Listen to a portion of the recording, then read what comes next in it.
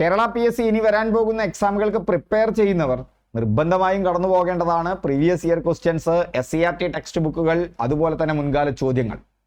2024 December തൊട്ട് 2025 ഇതുവരെയുള്ള Kerala PSC ചോദിച്ച ചോദ്യങ്ങൾ, അതിൻ്റെ അനുബന്ധ വസ്തുക്കളിലൂടെയും നമുക്കൊന്ന് വളരെ പെട്ടെന്ന് കടന്നു പോകാം. ഇന്ന് നമ്മൾ കടന്നു പോകുന്നത് വിദ്യാഭ്യാസ കമ്മീഷനുകൾ, അതോടൊപ്പം തന്നെ അതിൻ്റെ കറണ്ട് അഫയേഴ്സ്, ഇപ്പോൾ നടക്കുന്ന 2020 ദേശീയ പാഠ്യപദ്ധതി ചട്ടക്കൂട്, കേരളത്തിൽ നടന്നുകൊണ്ടിരിക്കുന്ന AI ക്ലാസുകൾ ഉൾപ്പെടുത്തിയിട്ടുള്ള വിഷയങ്ങൾ, അതുപോലെ തന്നെ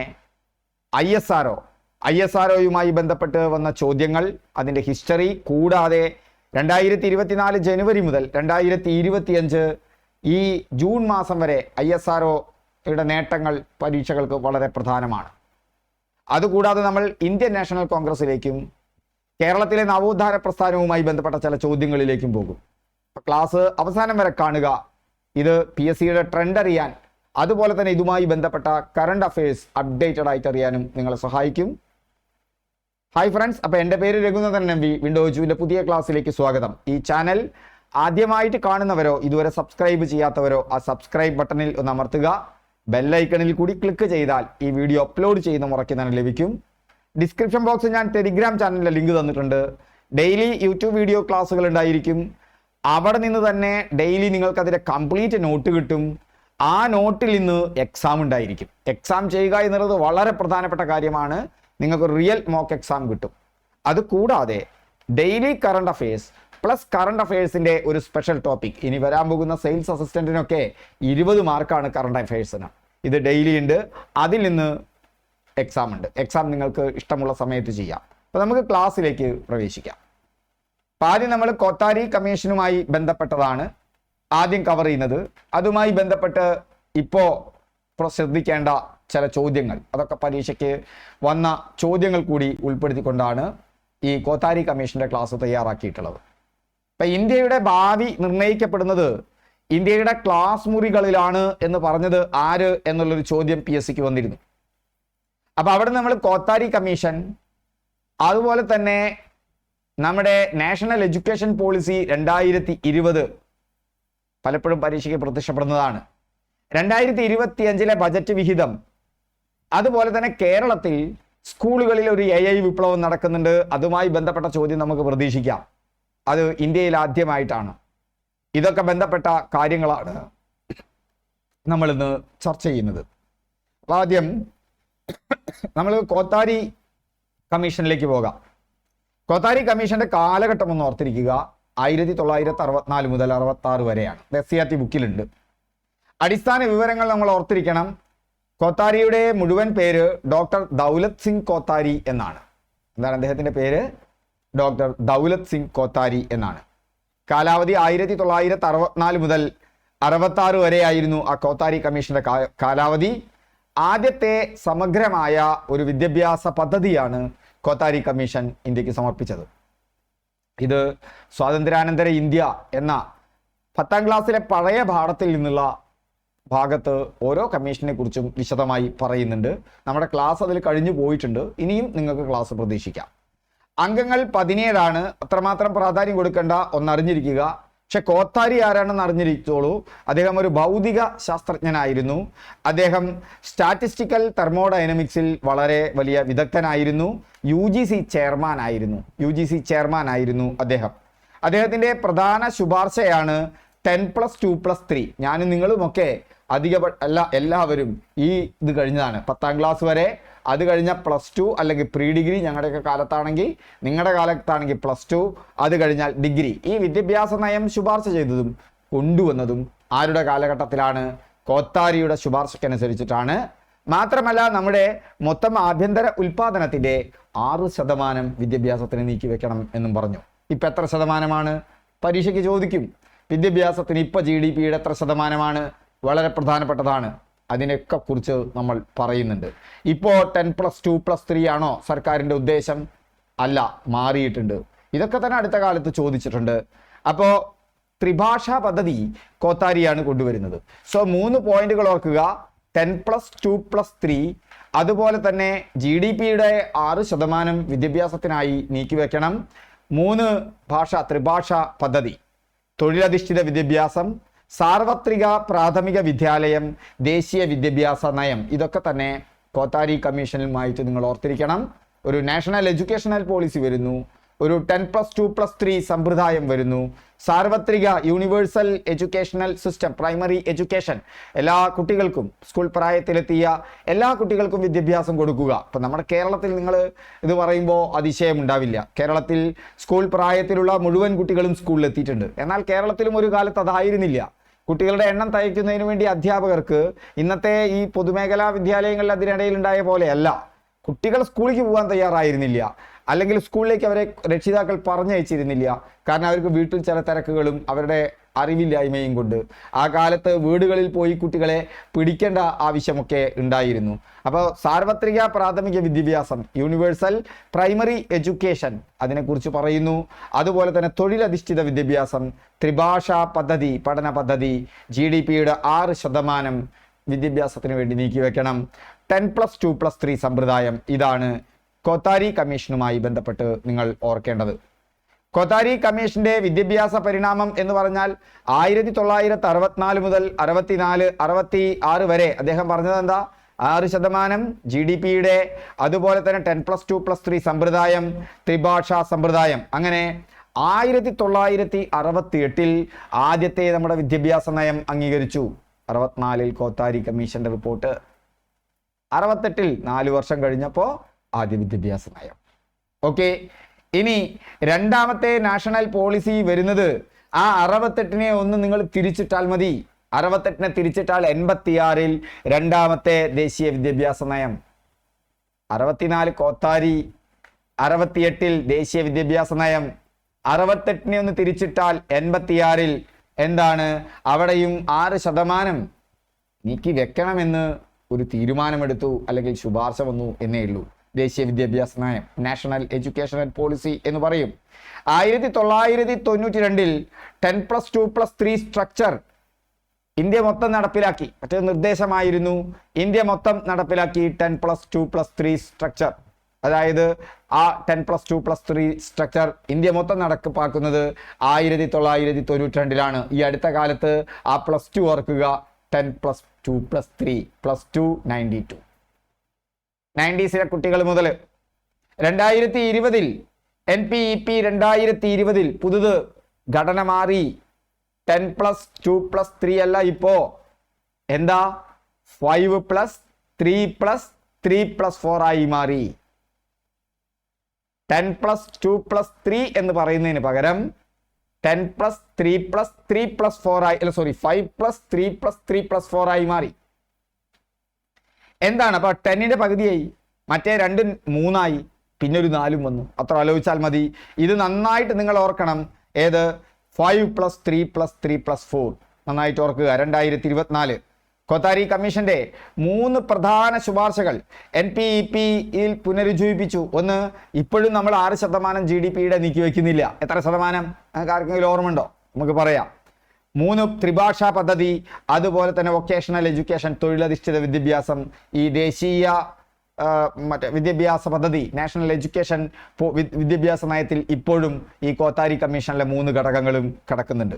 ഓക്കെ, അപ്പോൾ നമുക്ക് ഈ 10+3+3 എന്ന് പറയുമ്പോൾ നമുക്ക് നിങ്ങൾ ഇത് അംഗീകരിച്ചത് 29 ജൂലൈ 2020 ഓർത്തിരിക്കുക. ദേശീയ വിദ്യാഭ്യാസ നയം 2020 അംഗീകരിക്കുന്നത് ജൂലൈ മാസം 29 തീയതിയാണ്. ഡോക്ടർ കസ്തൂരി രംഗൻ കമ്മിറ്റിയാണ് അതുമായി ബന്ധപ്പെട്ട committee. Doctor Kasturi Rangan committee 2030 to 40 നടപ്പിലാക്കി തീർക്കണം എന്നാണ് പറയുന്നത്. ഇന്ത്യ ഒരു നോളേജ് സൂപ്പർ പവറായി മാറണം എന്ന് വിചാരിക്കുന്നു.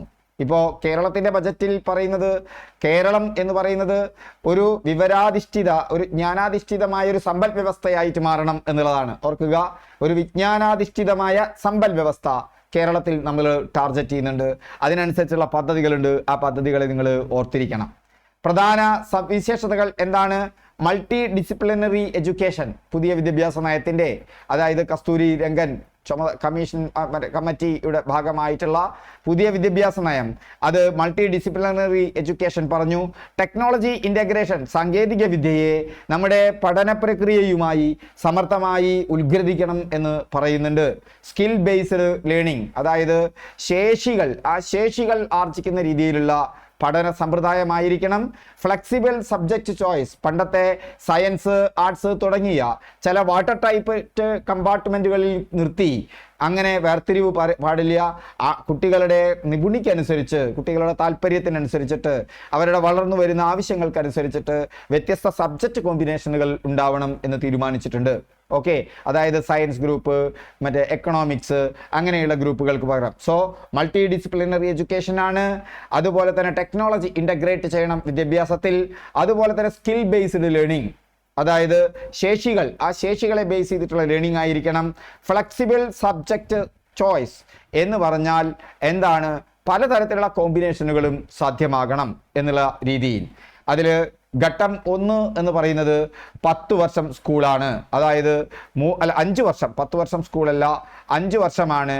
10 വർഷം സ്കൂള്, അവിടെ 3 വർഷക്കാലം 3 to 8 വയസ്സ് വരെ 5 വർഷം അവിടെ നിൽക്കും. ഇപ്പോൾ മറ്റത് 10 വർഷം സ്കൂള്, ഇവിടെ ഫൗണ്ടേഷനാണ് 3 to 8, 5 വർഷം ഫൗണ്ടേഷനാണ് 3 മുതൽ 8 വരെ. മറ്റത് 10 വർഷം എവിടെയാണ്? സ്കൂളിലാണ്. ഇവിടെ ഫൗണ്ടേഷനാണ് 3 വർഷം. ഓക്കെ, അടുത്തത് 2 വർഷം, അത് പ്രിപ്പറേറ്ററി ആണ്. 8 മുതൽ 11 വരെ പ്രിപ്പറേറ്ററി. ഓക്കെ, ഇവിടെ പ്രിപ്പറേറ്ററി ആണ്. വീണ്ടും ആദ്യത്തെ 5 വർഷം കഴിഞ്ഞാൽ 3 വർഷം പ്രിപ്പറേറ്ററി. അത് കഴിഞ്ഞാൽ മിഡിലിൽ വീണ്ടും 3 വർഷം 11 to 14, സെക്കൻഡറി 14 to 18. ഓർക്കുക, ഇത് ഏതാണ്? ഇവിടെ 5, ഇവിടെ 3, അടുത്തതും 3, അടുത്തത് എന്താണ്? 4 ആണ്. 5 + 3 + 3 + 4. ഓർക്കുക. അപ്പൊ അവിടെ നമുക്ക് അറിയാം, അതായത് നമുക്ക് നമ്മുടെ കുട്ടികളെ കുറിച്ച് എടുക്കുകയാണെങ്കിൽ നമുക്കറിയാം അവരുടെ ഫൗണ്ടേഷണൽ ലിറ്ററസി ആൻഡ് ന്യൂമറസി, അതായത് അവരുടെ സംഖ്യാവബോധം, സംഖ്യാശേഷി, കാര്യങ്ങൾ കണക്ക് കൂട്ടാനും കുറയ്ക്കാനും പോലുള്ള ബേസിക് ഓപ്പറേഷൻ തൊട്ട് സംഖ്യാവബോധമൊക്കെ വളരെ കുറവാണ് ഇപ്പോഴും ക്ലാസ് റൂമുകളിൽ. അതുപോലെ തന്നെ അവർക്ക് എന്തില്ല, ആ പ്രാഥമിക സാക്ഷരത പോലും കുട്ടികൾക്കില്ല.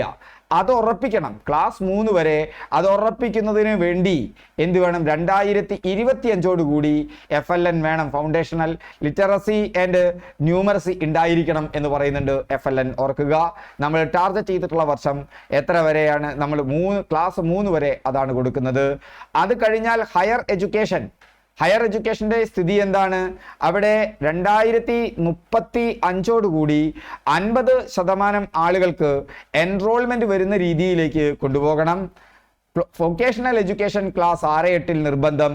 No arts and science divide. Arts, science എന്നുള്ള സബ്ജക്റ്റുകളുടെ ഡിവിഷൻ ഇല്ല. ഇനി പല മാത്സും എക്കണോമിക്സും വേണമെങ്കിൽ എടുക്കാം, അതല്ലെങ്കിൽ ഫിസിക്സും അവർക്ക് പറ്റാവുന്ന ഒരു കോമ്പിനേഷനും, ഫിസിക്സും ബയോളജിയോടൊപ്പം വേണമെങ്കിൽ സാമൂഹ്യ ശാസ്ത്രം എടുക്കാം.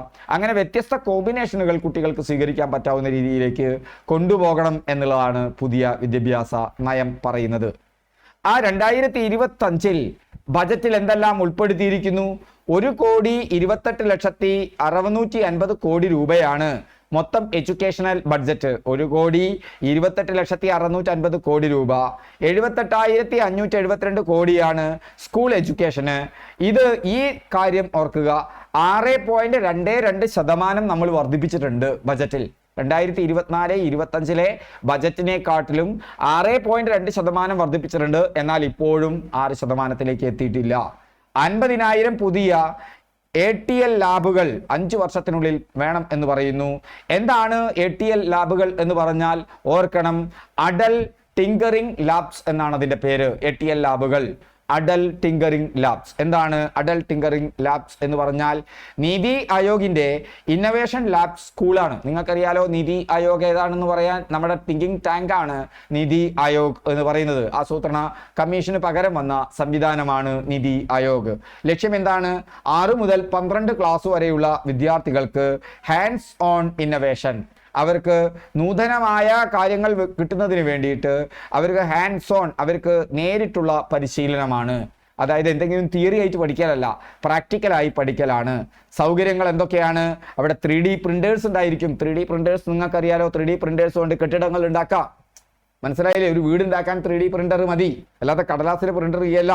അവിടെ തന്നെ റോബോട്ടിക്സ് ഉണ്ട്, AI ടൂൾസ് ഉണ്ട്, ഇലക്ട്രോണിക്സ് ഉണ്ട്. ഇതെല്ലാം ഉൾപ്പെടുത്തിയിട്ടുള്ള അഡൽ ടിങ്കറിംഗ് ലാബ്സ് ATL അതിന്റെ പ്രത്യേകതയാണ്. ധനസഹായം ഒരു സ്കൂളിന് 20 ലക്ഷം രൂപ കിട്ടും. നിലവിൽ 5000 ലാബുകളുണ്ട്. 1.1 കോടിയിലധികം സ്റ്റുഡൻസ് ഇതിൽ ഇപ്പോൾ പഠിച്ചുകൊണ്ടിരിക്കുന്നുണ്ട്. അപ്പോൾ AI എഡ്യൂക്കേഷൻ സെന്റർ എന്ന് പറയുന്നത് 500 കോടി രൂപയുടെ പദ്ധതിയുണ്ട്. ഭാരത് നെറ്റ്വർക്ക് പ്രൊജക്ട് എന്ന് പറയുന്ന മറ്റൊരു പ്രൊജക്റ്റ് ഉണ്ട്, ഭാരത് നെറ്റ് പ്രൊജക്ട്. എന്താ ഭാരത് നെറ്റ് പ്രൊജക്ട്? റൂറൽ സ്കൂളുകളിൽ ബ്രോഡ്ബാൻഡ് കണക്ഷൻ കൊടുക്കുന്നതാണ് ഭാരത് നെറ്റ് പ്രൊജക്ട്. ഓർക്കുക, റൂറൽ സ്കൂളുകളിൽ ബ്രോഡ്ബാൻഡ് കണക്ഷൻ. മറ്റൊന്നാണ് PM പോഷൻ. PM പോഷൻ എന്ന് പറഞ്ഞാൽ സ്കൂളിലെ പോഷകാഹാര പദ്ധതിക്ക് പുതിയ പേരുണ്ട്, ഓർക്കുക, PM പോഷൻ. അതുപോലെ തന്നെ PM ശ്രീ സ്കൂൾ, മോഡൽ സ്കൂളുകളെ ഡെവലപ്പ് ചെയ്യുന്ന പദ്ധതിയാണ് PM ശ്രീ സ്കൂൾ എന്ന് പറയുന്നത്. സമഗ്ര ശിക്ഷ അഭിയാൻ നിങ്ങൾക്കറിയാലോ, അത് കോംപ്രിഹെൻസീവ് സ്കൂൾ എഡ്യൂക്കേഷനായി നിലവിലുള്ള പദ്ധതിയാണ് സമഗ്ര ശിക്ഷ. അപ്പോൾ അഡൽ എഡ്യൂക്കേഷൻ സെന്റർ മറക്കണ്ട. അതുപോലെ തന്നെ അഡൽ ടിങ്കറിംഗ് ലാബുകൾ മറക്കണ്ട. അതിൽ 3D പ്രിന്റേഴ്സും റോബോട്ടിക്സും AI ടൂൾസും ഇലക്ട്രോണിക്സും ഉണ്ട് എന്ന് മറക്കണ്ട. അത് 6 മുതൽ എത്രാം ക്ലാസ് വരെയുള്ള കുട്ടികൾക്കാണ്? അവിടെ 6 മുതൽ 12ാം ക്ലാസ് വരെയുള്ള കുട്ടികൾക്കാണ് എന്നുള്ളത് മറക്കരുത്. ഭാരത് നെറ്റ് പ്രൊജക്ട് മറക്കരുത്, അത് സ്കൂളുകൾക്ക് ബ്രോഡ്ബാൻഡ് കണക്ഷൻ ആണ്. PM പോഷൻ എന്നാണ് പുതിയ പോഷകാഹാര പദ്ധതിക്ക് പേര്. PM ശ്രീ സ്കൂൾസ് എന്ന് പറഞ്ഞാൽ മോഡൽ സ്കൂളുകളാണ്. സമഗ്ര ശിക്ഷ ആദ്യം തന്നെ ഉള്ളതാണ്. 2025 ബജറ്റിൽ വിദ്യാഭ്യാസത്തിന് ഇതുവരെയുള്ള ഏറ്റവും ഉയർന്ന വിഹിതമാണ്. സോ ടെക്നോളജി, ഇന്നവേഷൻ, ഗുണനിലവാരമുള്ള വിദ്യാഭ്യാസം എന്നുള്ളതാണ് അവിടുത്തെ നീക്കം എന്ന് പറയുന്നത്. സോ ഇവിടെ നമ്മൾ നോക്കേണ്ടത് 4.6% ഇപ്പോഴും നിലവിൽ ഇന്ത്യയിൽ വിദ്യാഭ്യാസത്തിനുള്ള വിഹിതം. 4.6%, 6% എത്തിയിട്ടില്ല. ഓക്കെ, വർധനവാണ്. 6 നേരത്തെ പറഞ്ഞത്. ഇപ്പോഴും 6% കോത്താരി കമ്മീഷൻ പറഞ്ഞതോ 2020 ദേശീയ കമ്മീഷൻ പറഞ്ഞതോ ദേശീയ വിദ്യാഭ്യാസ നയത്തിൽ പറഞ്ഞ പോളിസിയിലേക്കോ നമ്മൾ എത്തിയിട്ടില്ല. ഇന്ത്യയിൽ ആദ്യമായി ഒരു ക്ലാസ്സിലെ എല്ലാ സ്റ്റുഡൻസിനും AI പഠിക്കാനുള്ള അവസരം കേരളത്തിലാണ്. ഇന്ത്യയിൽ ആദ്യമായി ഒരു ക്ലാസ്സിൽ, ഇന്ത്യയിലെ കേരളത്തിലെ മുഴുവൻ കുട്ടികൾക്കും AI പഠിക്കാനുള്ള അവസരമുണ്ട്. 2024 അക്കാദമിക വർഷത്തിൽ 7ാം ക്ലാസ്സിലെ ICT ബുക്കുകളിൽ ഇത് ഉൾപ്പെടുത്തിയിട്ടുണ്ട്. നിലവിൽ 4 ലക്ഷം കുട്ടികൾക്ക് കേരളത്തിൽ ഈ സൗകര്യം ലഭിക്കുന്നുണ്ട്. എല്ലാ 4 ഭാഷകളിൽ ഇത് ലഭ്യമാണ് കേരളത്തിൽ: Malayalam, English, Tamil, Kannada.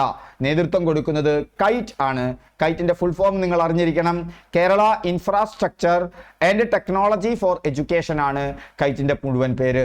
Kerala infrastructure and technology for education.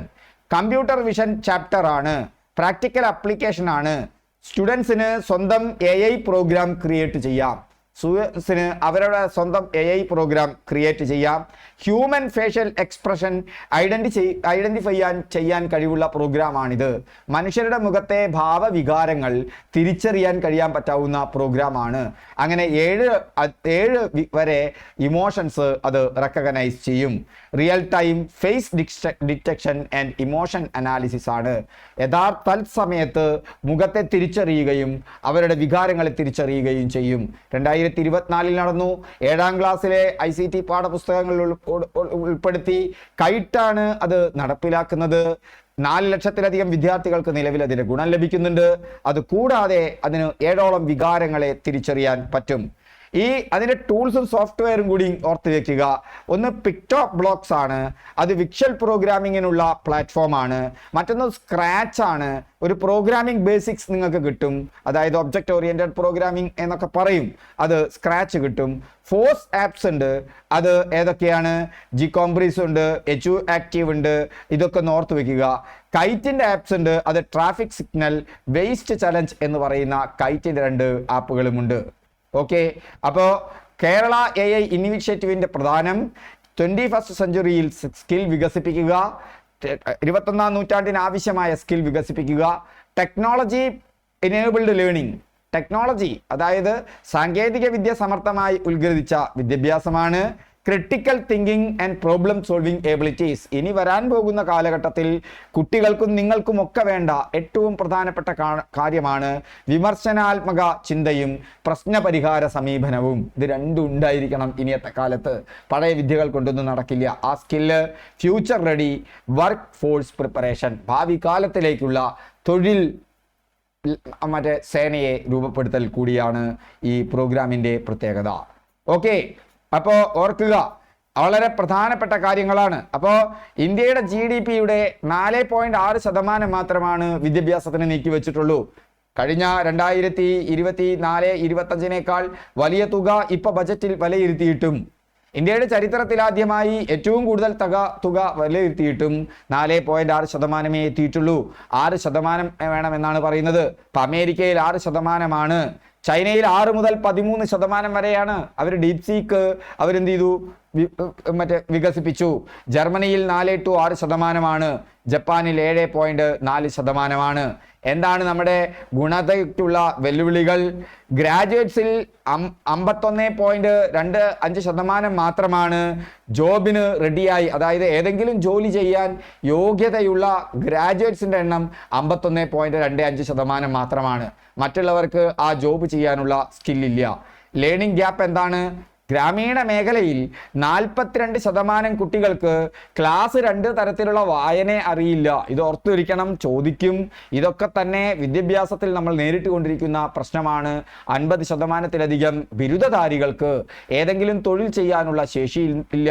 അതുപോലെ തന്നെ നമ്മുടെ സ്കൂളുകളിൽ ക്ലാസ് 5-ൽ മാത്രം 42% കുട്ടികൾക്ക് ക്ലാസ് 2-ലെ ബേസിക് ലിറ്ററസി, അതായത് അടിസ്ഥാന സാക്ഷരത, അതുപോലെ തന്നെ സംഖ്യാവബോധങ്ങളൊന്നും ഇല്ല. സോ FLN അച്ചീവ് ചെയ്യാൻ നടത്തുന്നത് എന്താണ്? Universal foundation literacy numeracy primary സ്കൂളിൽ 2025 NEP മിഡ് ടേം 5+3+3+4 എന്നുള്ള പദ്ധതി 2030 higher education target 50% gross enrolment ratio achieve ചെയ്യുക 2035 complete transformation India as A global knowledge super power, അതാണ് 2040 ലക്ഷ്യമിടുന്നത്. പ്രത്യേകം ഓർക്കണം, ചോദ്യം ഇതുവരെ വന്നിട്ടില്ല, ഇനി അങ്ങോട്ട് ചോദ്യം വരും. ഗ്ലോബൽ നോളേജ് സൂപ്പർ പവർ ആവാൻ നമ്മൾ ലക്ഷ്യമിടുന്നത് 2040 അപ്പോൾ പുരോഗതിയുടെ സൂചകന ഉണ്ട്. നമ്മുടെ അടുത്ത ACR 2024 പ്രകാരം ഗവൺമെന്റ് സ്കൂളുകളിൽ ലേണിംഗ് ഔട്ട്കം വികസിച്ചു കൊണ്ടുവരികയാണ്. ഓക്കെ, ഞാനിത് തമാശയ്ക്ക് പറയുന്ന ഒരു കാര്യമല്ല. അപ്പോൾ ഇന്ത്യയുടെ ഭാവി ക്ലാസ് മുറികളിൽ നിർണ്ണയിക്കപ്പെടുന്നു എന്ന് പറഞ്ഞത് ഡോക്ടർ DS കോത്താരിയാണ്. NEP, അതായത് നാഷണൽ എഡ്യൂക്കേഷൻ പോളിസി 2020 നിർദ്ദേശിച്ച പുതിയ വിദ്യാഭ്യാസ ഘടന എന്ന് പറയുന്നത് 5+3+3+4 ആണ്. ഇന്ത്യയിൽ ആദ്യമായി AI ടെക്സ്റ്റ് ബുക്ക് ഏർപ്പെടുത്തിയ ഏത് സംസ്ഥാനം? AI മുഴുവൻ വിദ്യാർത്ഥികൾക്കും നൽകിയത് കേരളം. PSCക്ക് ഓർക്കുക 64/66. Kothari commission 29 July 2020. NEP 2020 approval. 6% GDP-യുടെ വിദ്യാഭ്യാസത്തിന് നീക്കിവെക്കണമെന്ന് പറയുന്നു. പക്ഷേ 4.6% മാത്രമാണ് നീക്കിവെക്കുന്നത്. 5+3+3+4 കൊണ്ടുവന്നത് ഈ ദേശീയ വിദ്യാഭ്യാസ നയമാണ്, ഓർത്തിരിക്കുക. അതുപോലെ തന്നെ കോത്താരിയുടെ ത്രിഭാഷാ പദ്ധതിയും അതുപോലെ തന്നെ വൊക്കേഷണൽ എഡ്യൂക്കേഷനും തൊഴിലധിഷ്ഠിത വിദ്യാഭ്യാസവും 6% GDP-യും ഒക്കെ തന്നെ ഇപ്പോഴും പുതിയ വിദ്യാഭ്യാസ നയത്തിലും ഉൾപ്പെടുത്തിയിട്ടുണ്ട്. ഓക്കെ, അപ്പോൾ നമുക്ക് അടുത്ത ഭാഗത്തേക്ക് പോകാം. ഇനി അടുത്ത ഭാഗം എന്ന് പറയുന്നത് നമ്മളിനി അടുത്ത ഭാഗം നമുക്ക് എവിടേക്ക് പോകാം? വൈകുണ്ഠസ്വാമികളിലേക്ക്, കേരളത്തിലെ നവോത്ഥാന പ്രസ്ഥാനങ്ങളിലേക്ക് പോകാം. കേരളത്തിലെ സാമൂഹിക നവോത്ഥാനവുമായി വൈകുണ്ഠസ്വാമികളുമായി ബന്ധപ്പെട്ട ചോദ്യമാണ് 2024 ഡിസംബറിൽ 10th ലെവൽ എക്സാമുകളിൽ വന്നിട്ടുള്ള ഒരു ചോദ്യം. അതിൽ നിങ്ങൾ ഓർക്കേണ്ടത് ജാതി 1, കുലം 1, മതം 1, ദൈവം 1. ആര് പറഞ്ഞു? വൈകുണ്ഠസ്വാമികൾ പറഞ്ഞു. ഒരു ജാതി, ഒരു മതം, ഒരു ദൈവം ശ്രീനാരായണ ഗുരു പറഞ്ഞിട്ടുണ്ട്. അതിനു മുമ്പ് തന്നെ ജാതി 1, കുലം 1, മതം 1, ദൈവം 1 എന്ന് പറഞ്ഞത് വൈകുണ്ഠസ്വാമികളാണ്. അപ്പോൾ വൈകുണ്ഠസ്വാമികളുമായി ബന്ധപ്പെട്ട ഒരു വളരെ പ്രധാനപ്പെട്ട കാര്യങ്ങളിലേക്ക് നമുക്ക് പോകാം. 1809 ജനനം. നമ്മുടെ നവോത്ഥാന നേതാക്കളിൽ ഏറ്റവും ആദ്യത്തെ ആളാണ് ആര്? വൈകുണ്ഠസ്വാമികൾ. 1809 ജനനം. ഓർത്തിരിക്കാൻ പറ്റാവുന്ന ഒരു വർഷത്തിലാണ് അദ്ദേഹം ജനിച്ചിട്ടുള്ളത്. 1809, 189, അതിനിടയിൽ ഒരു 0 ഉണ്ട്. സ്ഥലം കന്യാകുമാരിയിലെ നാഗർകോവിലെ സ്വാമിത്തോപ്പിലാണ്. വൈകുണ്ഠസ്വാമി, സ്വാമിത്തോപ്പ്, കന്യാകുമാരി, നാഗർകോവിൽ, വൈകുണ്ഠസ്വാമികൾ. ഓക്കെ. യഥാർത്ഥ പേര് മുത്തുക്കുട്ടി എന്നായിരുന്നു. പിന്നീട് അയ്യാ വൈകുണ്ഠൻ എന്ന പേര് സ്വീകരിച്ചു. ഓർക്കുക, 1809 ജനനം, കന്യാകുമാരിയിലെ നാഗർകോവിലെ എവിടെയാണ്? സ്വാമിത്തോപ്പിലാണ്. യഥാർത്ഥ പേര് മുത്തുക്കുട്ടി എന്നായിരുന്നു. പിന്നീട് അയ്യാ വൈകുണ്ഠൻ എന്ന് സ്വീകരിച്ചു. കേരളത്തിലെ ഏറ്റവും ആദ്യത്തെ സാമൂഹിക പ്രസ്ഥാനം, ആ സാമൂഹിക പ്രസ്ഥാനം എന്ന് പറയുന്നത് സമത്വ സമാജമാണ്. 1836 അതും വൈകുണ്ഠസ്വാമികളാണ് സ്ഥാപിച്ചത്. അത് നിങ്ങൾക്ക് ഓർക്കാൻ വേണ്ടി നിങ്ങൾക്ക് സഹായം ചെയ്തു തന്നിട്ടുണ്ട് വൈകുണ്ഠസ്വാമികൾ. അദ്ദേഹത്തിന് അറിയാമായിരുന്നു PSC പരീക്ഷകളിൽ ഒരു കാലത്ത് തന്നെ ചോദിക്കുമെന്ന്, അല്ലേ? 1836. നിങ്ങൾക്ക് ബുദ്ധിമുട്ടുണ്ടാവേണ്ട എന്ന് വിചാരിച്ചിട്ട് 18ന്റെ ഇരട്ടി 36. കേരളത്തിലെ ആദ്യത്തെ സാമൂഹിക സംഘടനയാണ്. കണ്ണാടി പ്രതിഷ്ഠ നടത്തുന്നത് ദക്ഷിണേന്ത്യയിൽ തന്നെ ആദ്യമായിട്ട് കണ്ണാടി പ്രതിഷ്ഠ നടത്തുന്നത് ദക്ഷിണേന്ത്യയിൽ തന്നെ ആദ്യമായിട്ട് കണ്ണാടി പ്രതിഷ്ഠ നടത്തുന്നത് ആരാണ്? കേരളത്തിലല്ല, ദക്ഷിണേന്ത്യയിൽ. ആരാണ്? വൈകുണ്ഠസ്വാമികളാണ്. അദ്ദേഹത്തിന്റെ പ്രചോദനത്തിലൂടെയാണ് മേൽമുണ്ട് സമരം നടക്കുന്നത്. കേരളത്തിലെ, ഇന്ത്യയിലെ തന്നെ ഏറ്റവും ആദ്യത്തെ സാമൂഹിക പ്രക്ഷോഭം എന്ന് കണക്കാക്കുന്ന മേൽമുണ്ട് സമരത്തിന്റെ തത്വശാസ്ത്രവും പ്രചോദനവും വൈകുണ്ഠസ്വാമികളാണ്. വിശ്വാസ സംഹിത അയ്യാവഴിയാണ്. അദ്ദേഹം കിളച്ച കിണറുകളുണ്ട്. ആ കിണറുകൾക്ക് എന്താണ് പേര്? ആർക്കെങ്കിലും കമന്റ് ചെയ്യാൻ പറ്റുമോ? കമന്റ് ചെയ്യൂ. വളരെ പ്രധാനപ്പെട്ട ഒരു കാര്യമാണ്. ഇനി അടുത്തൊരു പ്രധാനമാണ് മേൽമുണ്ട് സമരം, അല്ലെ? സമത്വ സമാജം 1836 കേരളത്തിലെ ഏറ്റവും ആദ്യത്തെ സാമൂഹിക സംഘടനയാണ്. ജാതി വ്യവസ്ഥ നിർമ്മാർജ്ജനം, സാമൂഹിക സമത്വം, എല്ലാ ജാതിക്കാർക്കും തുറന്നു കൊടുക്കുകയും എല്ലാ ജാതിക്കാർക്കും കിണറുകൾ ഉപയോഗിക്കാം, അതുപോലെയുള്ള കിണറുകൾ നിർമ്മിക്കുന്നു. ആ കിണറിനൊരു പേരുണ്ടായിരുന്നു, പറയാൻ പറ്റുമോ നിങ്ങൾ പറയൂ. അയ്യാവഴിയാണ് അദ്ദേഹത്തിന്റെ മതം. ഓർക്കുക, പ്രചോദനം വൈകുണ്ഠസ്വാമികളിൽ നിന്നായിരുന്നു മേൽമുണ്ട് സമരം. സ്ത്രീകളുടെ വസ്ത്രാവകാശത്തിന് വേണ്ടിയിട്ടാണ്. ചാന്നാർ സ്ത്രീകളാണ് ഇത് നടത്തിയത്. ആ ചാന്നാർ സ്ത്രീകൾക്ക് പ്രചോദനം നൽകിയത് വൈകുണ്ഠസ്വാമികളാണ്. കേരളത്തിലെ, ഇന്ത്യയിലെ തന്നെ ഏറ്റവും ആദ്യത്തെ സാമൂഹിക പ്രക്ഷോഭമാണ്. അദ്ദേഹത്തിന് ഒന്ന് പറഞ്ഞു, എന്ത്? ജാതി ഒന്ന്, കുലം ഒന്ന്, മതമൊന്ന്, ദൈവമൊന്ന് എന്ന് പറഞ്ഞത് വൈകുണ്ഠസ്വാമികളാണ്. എന്നാൽ കേരളത്തിൽ ആ കാലത്ത് ഊഴിയം വേല എന്ന് പറഞ്ഞുകൊണ്ട്, എന്താണ് അതിന്റെ പേര്? ഊഴിയം വേല, കൂലി കൊടുക്കാതെ പണിയെടുപ്പിക്കുന്നുണ്ടായിരുന്നു. അതിനെതിരെ ശക്തമായ നിലപാട് എടുത്ത ആളാണ് ആര്? വൈകുണ്ഠസ്വാമികൾ എന്ന് പറയുന്നത്. വേല ചെയ്താൽ കൂലി കിട്ടും. പൊതുസ്ഥലങ്ങളിൽ നിന്ന് അവർണരായിട്ടുള്ള ആളുകൾക്ക് വെള്ളം കുടിക്കാൻ പറ്റില്ല. അതുകൊണ്ടാണ് അദ്ദേഹം മണിക്കിണറുകൾ സ്ഥാപിച്ചത്. ആ സ്ഥാപിച്ചത് എന്താണ്? മുന്തിരിത്തോപ്പുകൾ എന്ന് പറയുന്ന മുന്തിരി കിണറുകൾ സ്ഥാപിച്ചത്. അവിടെയൊക്കെ നമ്മൾക്ക് മനസ്സിലാക്കാൻ പറ്റും അതെന്താണ് അദ്ദേഹം എടുത്ത ചില നിലപാടുകളാണ്. തൊഴിലിന്റെ പ്രാധാന്യം ഊന്നി പറഞ്ഞു. ഊഴിയം വേല ഓർക്കുക, വേല ചെയ്താൽ കൂലി കിട്ടും.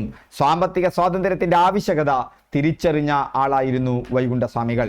അദ്ദേഹത്തിന്റെ പ്രധാനപ്പെട്ട കാര്യം പറഞ്ഞു. കണ്ണാടി പ്രതിഷ്ഠ, വിഗ്രഹാരാധനയ്ക്ക് പകരം അവനവൻ തന്നെ ഗംഭീരനാണ് എന്ന് പറയാൻ, അതായത് കണ്ണാടിയിൽ തലപ്പാവണിഞ്ഞ് നോക്കാനാണ് പറഞ്ഞത്.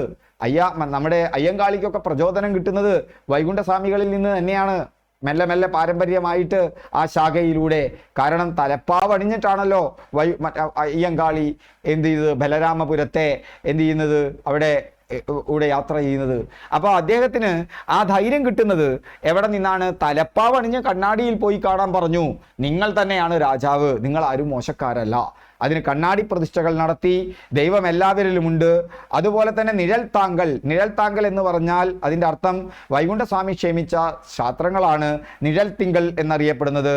അത് ജാതിഭേദമന്യേ എല്ലാവർക്കും പ്രവേശനമുണ്ടായിരുന്നു. സാമൂഹിക സമത്വമുണ്ടായിരുന്നു. മതപരിഷ്കരണത്തിന്റെ കേന്ദ്രമായിരുന്നു. അഖിലത്തിരുട്ട് അദ്ദേഹത്തിന്റെ ദാർശനിക കൃതിയാണ്. അഖിലത്തിരുട്ട് ഇടയ്ക്കിടയ്ക്ക് ചോദിക്കാറുണ്ട്. അരുൾനൂൽ, ഇത് രണ്ടും വൈകുണ്ഠസ്വാമികളുടെ പ്രധാനപ്പെട്ട കൃതിയാണ്. അഖിലത്തിരുട്ടും അരുൾനൂലും സാമൂഹിക പരിഷ്കരണത്തിന്റെ ആശയങ്ങൾ കൊണ്ടുവരുന്നു. ജാതി വിരുദ്ധ ചിന്തകൾ കൊണ്ടുവരുന്നു. അയ്യാവഴി അദ്ദേഹത്തിന്റെ മതമായിരുന്നു. വൈകുണ്ഠസ്വാമികളുടെ വിശ്വാസ സംഹിതയായിരുന്നു അയ്യാവഴി എന്ന് പറയുന്നത്. അപ്പൊ ദാർശനിക ചിന്താപദ്ധതിയായിരുന്നു വൈകുണ്ഠസ്വാമികളുടെ അയ്യാവഴി എന്ന് പറയുന്നത്. വളരെ മറ്റൊരു കാര്യമാണ്, ഭരണവിരുദ്ധ നിലപാടായിരുന്നു. ബ്രിട്ടീഷ് ഭരണത്തിനെ വെണ്ണീച ഭരണമെന്നും തിരുവിതാംകൂറിലെ ഭരണത്തിനെ കറുത്ത നീചന്മാരുടെ അനന്തപുരിയിലെ കറുത്ത നീചന്മാരുടെ ഭരണമെന്നും വിളിച്ച ആളാണ്. വെണ്ണീച ഭരണം വെള്ളക്കാരുടെ ഭരണത്തെ, അനന്തപുരിയിലെ ഭരണത്തെ കറുത്ത നീചഭരണം എന്നും. അപ്പോ അദ്ദേഹത്തിനെ കുറിച്ച് ഓർക്കുക. ബ്രിട്ടീഷ് ഭരണം വെണ്ണീച ഭരണം, തിരുവിതാംകൂറിന്റെ ഭരണം അനന്തപുരത്തെ നീചഭരണം. പ്രധാന മുദ്രാവാക്യങ്ങളിലൊന്ന് ജാതി ഒന്ന്, കുലം ഒന്ന്, മതം ഒന്ന്, ദൈവം ഒന്ന്. ജാതി ഒന്ന്, കുലം ഒന്ന്, മതം ഒന്ന്, ദൈവം ഒന്ന്. മറ്റൊന്ന് തൊഴിൽ തത്വം. വേല ചെയ്താൽ കൂലി കിട്ടണം. ഓർക്കുക, ഊടിയം വേല, കൂലി കൊടുക്കാതെ പണിയെടുപ്പിക്കുന്ന സമ്പ്രദായം. അപ്പോ നമുക്ക് നോക്കാം ചില ചോദ്യങ്ങളിലൂടെ. വൈകുണ്ഠസ്വാമികൾ ജനിച്ച വർഷം 1809, സമത്വ സമാജം സ്ഥാപിച്ച വർഷം 1836. വൈകുണ്ഠസ്വാമികൾ തിരുവിതാംകൂർ ഭരണത്തെ വിശേഷിപ്പിച്ചത് വെണ്ണീച ഭരണം, അനന്തപുരിയിലെ നീചഭരണം അഥവാ കറുത്ത നീചരുടെ ഭരണം. ബ്രിട്ടീഷ് ഭരണത്തെ സൂചിപ്പിച്ചത് വെണ്ണീച ഭരണം. സോ 1809 ജനനം നാഗർകോവിലിൽ, ഓർത്തുവെക്കണം. 1836 സമത്വ സമാജം. കൃതികൾ അഖിലത്തിരുട്ട് അരുൾ നൂൽ, അതുകൂടാതെ വിശ്വാസംഹിത, അയ്യാവഴി, പ്രത്യേകത കണ്ണാടി പ്രതിഷ്ഠ, ക്ഷേത്രങ്ങൾ നിഴൽ തിങ്കൾ. ജാതി ഒന്ന്, കുലം ഒന്ന്, മതം ഒന്ന്, ദൈവം ഒന്ന്. ദക്ഷിണേന്ത്യയിലെ ഏറ്റവും ആദ്യത്തെ കണ്ണാടി പ്രതിഷ്ഠയാട്ടോ. വേല ചെയ്താൽ കൂലി കിട്ടും. വെണ്ണീച ഭരണം, അനന്തപുരത്തെ നീചഭരണം. വൈകുണ്ഠസ്വാമികൾ കേരളത്തിലെ സാമൂഹിക നവോത്ഥാനത്തിന്റെ പയനിയറാണ്, തുടക്കക്കാരനാണ്. ഏറ്റവും ആദ്യത്തെ ആളാണ്. 1809 സമത്വ സമാജം 1836. അടുത്ത ഭാഗത്തേക്ക് പോകുമ്പോൾ നമ്മളോട് ചോദിക്കുന്നത് ഇന്ത്യൻ നാഷണൽ കോൺഗ്രസുമായി ബന്ധപ്പെട്ടൊരു ചോദ്യം അതിലുണ്ടായിരുന്നു. ഓക്കെ, പതിവായി ചോദിക്കുന്ന ചോദ്യമാണ്. ഇപ്പോ താഴെ പറയുന്നവയിൽ ശരിയായ ജോഡി കണ്ടെത്തുക. 1885 ഇന്ത്യൻ നാഷണൽ കോൺഗ്രസ് സ്ഥാപിച്ചു. നിങ്ങൾക്കറിയാം, അത് ശരിയാണ്. 1907 സൂറത്ത് സമ്മേളനത്തിൽ കോൺഗ്രസ് പിളർന്നു. അതും ശരിയാണ്. 1934 സോഷ്യലിസ്റ്റ് കോൺഗ്രസ് രൂപീകരിച്ചു. 1929 കോൺഗ്രസിന്റെ സോഷ്യലിസ്റ്റ് സമ്മേളനം. അപ്പോ ഇവിടെ ഏതാണ് ശരി? ഇവിടെ എല്ലാം ശരിയാണല്ലോ. 1885 1987 ശരിയാണല്ലോ. അവിടെ ഒന്നുണ്ട്, 1934 സോഷ്യലിസ്റ്റ് കോൺഗ്രസ്, അതാണ് തെറ്റിയിട്ടുള്ളത്. അതുകൊണ്ട് ഇവിടെ 1, 3, 4 ശരിയാണ്. അത് ഇവിടെ ഒന്നും വരുന്നില്ല, ഈ ഓപ്ഷനിലില്ല. 1, 3, 4 ശരിയാണ്. ഇവിടെ 1, 3, 4 ഇതെല്ലാം തന്നെ ശരിയാണ്. 1885 കോൺഗ്രസ് സ്ഥാപിക്കപ്പെടുന്നത്. 1907 സൂറത്തിൽ പിളർപ്പ്. മിതവാദികളും തീവ്രവാദികളും എന്നുള്ള രീതിയിൽ, അല്ലെങ്കിൽ ഉദാരവാദികളും തീവ്രവാദികളും എന്നുള്ള രീതിയിൽ. 1929 ലാഹോർ സമ്മേളനത്തിലാണ് ജവഹർലാൽ നെഹ്റു അധ്യക്ഷം വഹിക്കുന്നു. കോൺഗ്രസ് ആദ്യമായി പൂർണ്ണ സ്വരാജ് പ്രമേയം പറയുന്നതും ആ പൂർണ്ണ സ്വരാജ് പ്രമേയത്തെ തുടർന്ന് 1930 ഗാന്ധിയുടെ നേതൃത്വത്തിൽ നിയമലംഘന പ്രസ്ഥാനം ആരംഭിക്കുന്നതും എന്നാണ് 1929 ഓർത്തിരിക്കുക. 1855 സ്ഥാപന വർഷം. ആ സ്ഥാപന വർഷത്തിൽ 72 പ്രതിനിധികളാണ് ആദ്യ സമ്മേളനത്തിൽ. തുടർച്ചയായ 3 ദിവസമാണ് സ്ഥാപന സമ്മേളനം നടന്നത്. അപ്പോൾ 1835 അതാണ് വർഷം. സ്ഥാപകൻ എവോ ഹ്യൂമാണ്. ആദ്യ സമ്മേളനം ബോംബെയിലായിരുന്നു. ആദ്യ പ്രസിഡന്റ് WC ബാനർജിയാണ്. ആദ്യത്തെ പ്രസിഡന്റ് ആരാണ്? WC ബാനർജി. ആദ്യത്തെ സെക്രട്ടറി ആയിരുന്നു എവോ ഹ്യൂം. ആദ്യത്തെ സെക്രട്ടറി കൂടിയായിരുന്നു എവോ ഹ്യൂം. ഓർക്കുക, ഡിസംബർ 28-30 1885 ഗോകുൽദാസ് തേജ്പാൽ കോളേജിൽ ബോംബെയിൽ വെച്ചാണ് നടന്നത്. പൂനെയിൽ വെച്ചിട്ടാണ് ഈ സമ്മേളനം നടത്താൻ ആദ്യം തീരുമാനിച്ചിരുന്നത്. പിന്നീട് അവിടെ പ്ലേഗ് വന്നപ്പോഴാണ് ആ സമ്മേളനം ബോംബെയിലേക്ക് മാറ്റുന്നത്. ബ്രിട്ടീഷ് ഭരണകൂടവുമായി സംവാദം നടത്താൻ, ഞങ്ങൾക്ക് ചില കാര്യങ്ങളൊക്കെ തരണമെന്ന് പറയാൻ, ഇന്ത്യക്കാരുടെ അഭിപ്രായങ്ങൾ ശേഖരിക്കൽ, രാഷ്ട്രീയ ജാഗ്രത വർദ്ധിക്കൽ, വിവിധ പ്രദേശങ്ങൾ തമ്മിൽ ബന്ധമുണ്ടാക്കാൻ, ഭരണപരിഷ്കാരങ്ങൾക്കായി നിവേദനം. പൂർണ്ണ സ്വരാജ് ഒന്നും 1885 ആലോചിച്ചിട്ടേയില്ല. എന്നാൽ ഇന്ത്യൻ നാഷണൽ കോൺഗ്രസിന്റെ ആദ്യത്തെ പ്രസിഡന്റ് ആരാണ്? മറന്നു പോകണ്ട, ഇന്ത്യൻ നാഷണൽ കോൺഗ്രസിന്റെ ആദ്യത്തെ പ്രസിഡന്റ് WC ബാനർജി. ആദ്യ സെക്രട്ടറി ആരാണ്? എവോ ഹ്യൂം. എന്നാൽ രണ്ടാമത്തെ പ്രസിഡന്റ് ദാദാബായി നവറോജിയാണ്. രണ്ടാമത്തെ പ്രസിഡന്റ് ചോർച്ചാ സിദ്ധാന്തം ആരുടേതാണ്? ദാദാബായി നവറോജിയുടേതാണ് ചോർച്ചാ സിദ്ധാന്തം, അല്ലേ? Poverty and un-British rule in India എന്ന പുസ്തകം അദ്ദേഹത്തിന്റെ പുസ്തകമാണ്. അതിലൂടെയാണ് അദ്ദേഹം ഇന്ത്യൻ ജനതയെ എങ്ങനെയാണ് ഇന്ത്യയിലെ സമ്പത്ത് ബ്രിട്ടീഷുകാർ ചോർത്തിക്കൊണ്ടുപോകുന്നത് എന്ന് കാണിച്ചു കൊടുത്തത്. ഇന്ത്യയിലെ ആളുകളെ ആ രീതി ഉപയോഗിച്ചുകൊണ്ടാണ് ഇന്ത്യൻ ജനതയെ പിന്നീട് എന്ത് ചെയ്യുന്നത്, അവരെ എഡ്യൂക്കേറ്റ് ചെയ്യുന്നത്. ആ എഡ്യൂക്കേറ്റ് ചെയ്തതിൻ്റെ ഭാഗമായി ബ്രിട്ടീഷ് ഭരണമാണ് തങ്ങളുടെ ജീവിതത്തിൻ്റെ ദുരിതമെന്ന് തിരിച്ചറിഞ്ഞ ഇന്ത്യൻ ജനത ബ്രിട്ടീഷുകാർക്കെതിരാവുകയാണ് ഒരു രാജ്യമെന്ന രീതിയിൽ. അതുകൊണ്ട് തന്നെ സാമ്പത്തിക ചൂഷണം അവരെ ബോധ്യപ്പെടുത്തിക്കൊണ്ട്, അവരുടെ ജീവിത ദുരിതങ്ങളെ ബോധ്യപ്പെടുത്തിക്കൊണ്ടാണ് നമ്മുടെ ദേശീയത ഉയർന്നു വന്നത് എന്നുള്ളതുകൊണ്ട് നമ്മുടെ ദേശീയത ഒരു വംശീയ ദേശീയതയല്ല, അത് ഒരു മതത്തെ അടിസ്ഥാനമാക്കിയ ദേശീയതയല്ല, അതൊരു സാമ്പത്തിക ദേശീയത എന്നും വിളിക്കാറുണ്ട്. മറിച്ച് മറ്റൊരു വാദമുണ്ട്, അതൊരു സാംസ്കാരിക ഐക്യമാണ്. നാനാത്വത്തിൽ ഏകത്വം. ഇന്ത്യ പണ്ട് തന്നെ ഇന്ത്യ എന്ന ഒരു ബോധമുണ്ടായിരുന്നു. അത് വംശീയതയിലോ മതത്തിലോ അടിസ്ഥാനപ്പെടുത്തിയതല്ല. Grand old man of India എന്നറിയപ്പെടുന്നു, അതായത് വന്ധ്യവയോധികൻ, ഇന്ത്യയുടെ വന്ധ്യവയോധികൻ എന്നറിയപ്പെടുന്നു. ബ്രിട്ടീഷ് പാർലമെന്റിലെ ആദ്യത്തെ ഇന്ത്യൻ MP കൂടിയാണ് ആരെന്ന് പറയുന്നത്, ദാദാഭായ് നവറോജി എന്ന് പറയുന്നത്. ദാദാഭായ് നവറോജി കോൺഗ്രസ് ചരിത്രത്തിലെ മൈൽ സ്റ്റോണുകൾ ഈ രീതിയിൽ നമ്മൾ നോക്കുകയാണെങ്കിൽ ചില പ്രധാനപ്പെട്ടത്, 1885 ബോംബെയിലെ ഗോകുൽദാസ് തേജ്പാൽ കോളേജിൽ സമ്മേളനം, ഇന്ത്യൻ നാഷണൽ കോൺഗ്രസിന്റെ സ്ഥാപനം, WC ബാനർജിയാണ് പ്രസിഡന്റ്. നിങ്ങൾ ഓർക്കണം, അതിലെ പ്രധാനപ്പെട്ട ഒരു പോയിന്റ് ഓർക്കേണ്ടത്, പൂനെയിൽ വെച്ചാണ് നടക്കാൻ തീരുമാനിച്ചിരുന്നത്. ആ പൂനെയിൽ വെച്ച് നടക്കാൻ തീരുമാനിച്ച സമ്മേളനമാണ് ബോംബെയിലേക്ക് മാറ്റിയത്. 3 ദിവസമായിരുന്നു സമ്മേളനം. 1897 കേരള PSCക്ക് ഈ 2024-25 ചോദിച്ച മറ്റൊരു കൊല്ലമാണ് 1897. എന്താ 1897 പ്രത്യേകത? 1897 C ശങ്കരൻ നായർ ആദ്യമായി ഒരു മലയാളി, അവസാനത്തെ മലയാളിയും ഇന്ത്യൻ നാഷണൽ കോൺഗ്രസിന്റെ പ്രസിഡന്റ് ആകുന്നത്. ഇന്ത്യൻ നാഷണൽ കോൺഗ്രസിനെ ദേശീയ തലത്തിൽ ചിന്തിക്കുമ്പോൾ നമ്മൾ ഓർക്കേണ്ട 4 പേരുകളുണ്ട്. ഒന്ന് ബാരിസ്റ്റർ GP പിള്ള, ഗാന്ധിയുടെ ആത്മകഥയിൽ പേര് വന്ന ഏക മലയാളിയാണ് ബാരിസ്റ്റർ GP പിള്ള, ഇടയ്ക്ക് ചോദിച്ചിട്ടുണ്ട്. അതുപോലെ തന്നെ നമ്മൾ ഓർക്കേണ്ടതാണ് നമ്മൾക്ക് VP മേനോൻ, വാപ്പാല പങ്കുണ്ണി മേനോൻ. വാപ്പാല പങ്കുണ്ണി മേനോൻ എന്ന് പറയുന്നത് ആരുടെ സെക്രട്ടറി ആയിരുന്നു? സർദാർ വല്ലഭായ് പട്ടേൽ എന്ന് പറയുന്ന അന്നത്തെ ഹോം ഡിപ്പാർട്ട്മെന്റിന്റെ, അതായത് സ്റ്റേറ്റ് റീയൂണിയൻ ഓഫ് സ്റ്റേറ്റ്സിന്റെ സംസ്ഥാന പുനഃസംഘടനയുടെയൊക്കെ ചുമതലയുണ്ടായിരുന്ന അന്നത്തെ ആദ്യത്തെ സ്വതന്ത്ര ഇന്ത്യയുടെ ആദ്യത്തെ ഉപപ്രധാനമന്ത്രിയായിരുന്ന സർദാർ വല്ലഭായ് പട്ടേലിന്റെ സെക്രട്ടറി ആയിരുന്നു അദ്ദേഹം. പാലക്കാട്ടുകാരനാണ്, ഒറ്റപ്പാലത്തുകാരനാണ്, ഓർത്തിരിക്കണം. എന്താണ് VP മേനോന്റെ പ്രത്യേകത? സംസ്ഥാന പുനഃസംഘടനയിൽ സംസ്ഥാനങ്ങളെ ഇന്ത്യൻ യൂണിയനിൽ ഏകീകരിപ്പിക്കുന്നതിൽ ഏറ്റവും പ്രധാനപ്പെട്ട പങ്കുവഹിച്ച ഒരാളായിരുന്നു VP മേനോൻ. സർദാർ പട്ടേലും VP മേനോനും കൂടി ചേർന്നാണ് ഇന്ത്യൻ യൂണിയനിൽ ലയിക്കാതിരുന്ന പല നാട്ടുരാജ്യങ്ങളെയും ഇന്ത്യൻ യൂണിയനിലേക്ക് ലയിപ്പിക്കുന്നത്. 1907 സൂറത്ത് സമ്മേളനവും നമ്മൾ ഇതുപോലെ ഓർക്കണം. അത് ഒരു വിഭജനത്തിന്റെ കാലഘട്ടമാണ്. 1905 മുതൽ 1907 വരെ. 1905 ബംഗാൾ വിഭജനം നടക്കുന്നത്.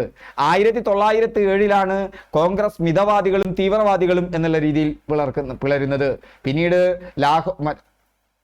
പിന്നീട് അതുപോലെ തന്നെ നമുക്കറിയാം, പിന്നീട് ലീഗ് പിളരുന്നുണ്ട്. ലീഗ് പിളരുന്ന കൊല്ലം ഏതാണ്?